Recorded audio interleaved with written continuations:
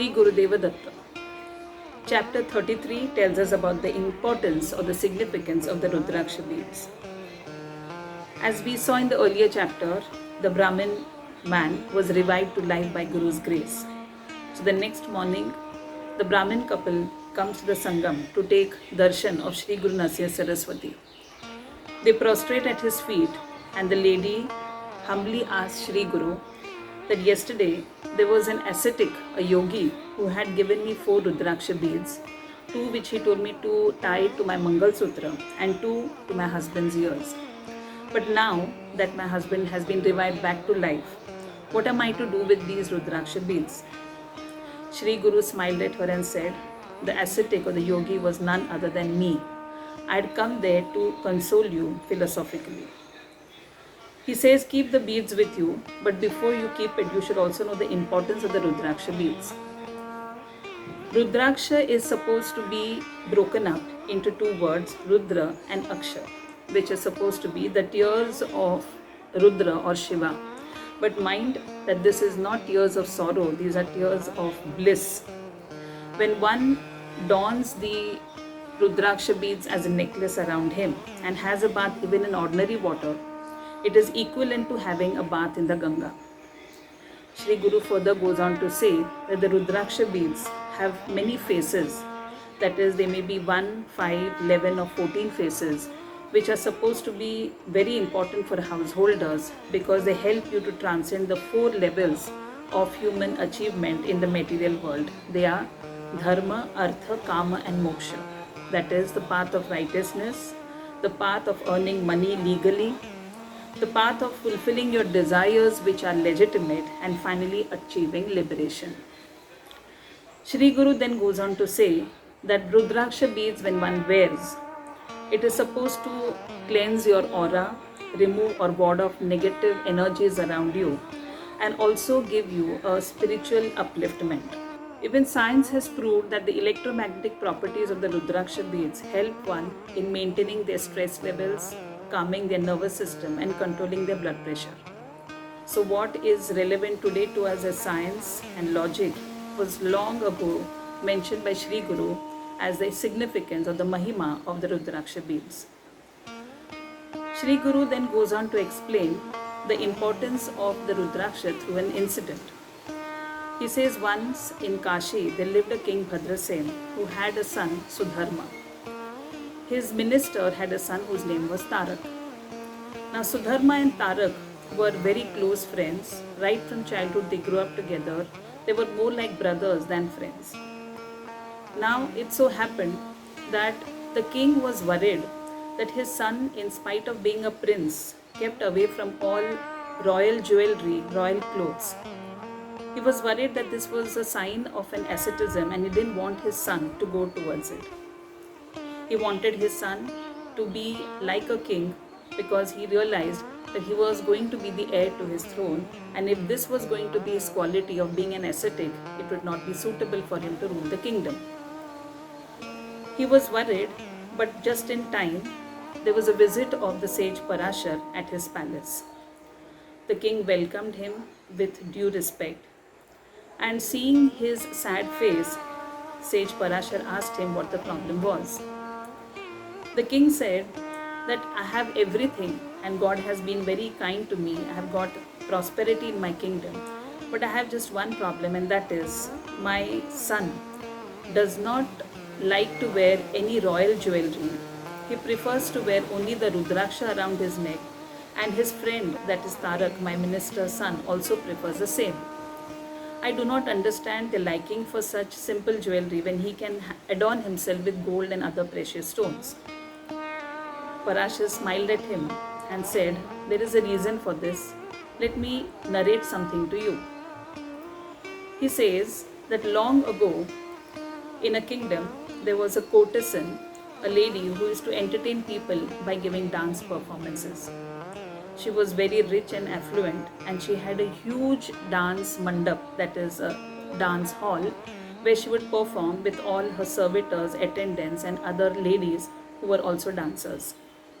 She was very popular in the town, and people would come from far and wide to attend her programs or at least have a glimpse of her apartment. This courtesan had a flair for dancing, but at the same time she was an ardent worshipper of Lord Shiva. She had 2 pets, a monkey and a cock. She was so fond of them that she would treat them like human beings, and she would even tie a Rudraksh bead to each of their necks. She was happy in her own world until one day there happened to be the visit of a Shiva Vrata Brahman. This Shiva Vrata Brahman also was an ardent worshipper of Shiva, and he had around his neck a chain in which there was a pendant which was like a shivling which had very precious stones embedded in it. It looked so attractive that the man, when he visited this courtesan, she could not keep her eyes off that particular pendant.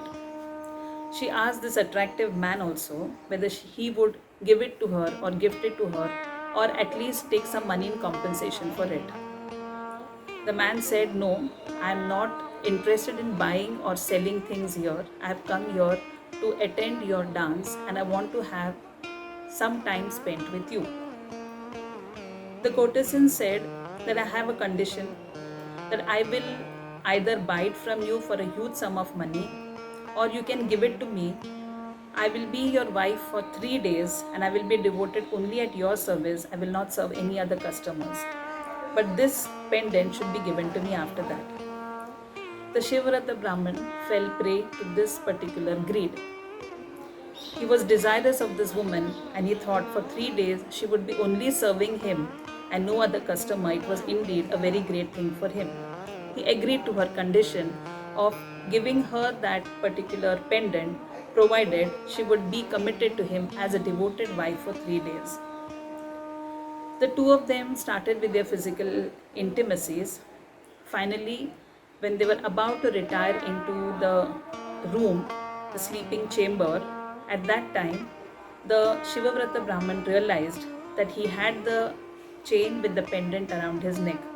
Not wanting to keep the chain with the shivling pendant around his neck when he was getting physically intimate with the courtesan, the Shivavrat Brahman removed the chain with the pendant and hung it on a nail on the pillar of the dance hall. He then retired to the sleeping chamber with the courtesan.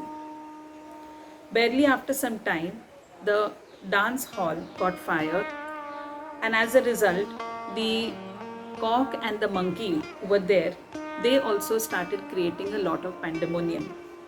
Hearing their cries and the attendants shouting for help, the courtesan and the Shivavrat Brahmin came rushing out to see that the entire dance hall was in flames. The monkey and the cock were set free by the attendants and the other servitors who were there. The Shivavrat Brahmin, though, was a real distressed person because he realized that his chain with the pendant had got completely burned to ashes in the fire. He could not bear the loss of it, and to snatch back whatever was available, he jumped into that flame, and in the process he also got burnt and died due to it. Seeing this condition, the courtesan was aghast. She realized that this was all because of her greed for that shivling which was there on the chain of the Shivavrat Brahmin. So as she had committed to him, she prayed and said that I have been a devoted wife to him for 3 days is what my commitment was. And now that he is no more, it is my duty to enter the funeral pyre like a sati with him. So I too will jump into the flames and end my life. Her lady attendants, her companions, her servitors, all of them tried to dissuade her, but it was all in vain. She jumped into the flame, but as she jumped, there was a strong hand which held her and pulled her out of it. It was none other than Lord Shiva Shankar. He said this was a test to see whether you live to your word. A man should always be true to his commitment, and you have proved that commitment is more important than anything else. So, because of your commitment that you would be a devoted wife to this man for 3 days, and you proved it by entering sati, I have saved you. Tell me, do you have any wish to be granted? The courtesan humbly bowed to Shivashankar and said that I have no desire now, I have got everything in this lifetime. I am not interested in all these material gains anymore.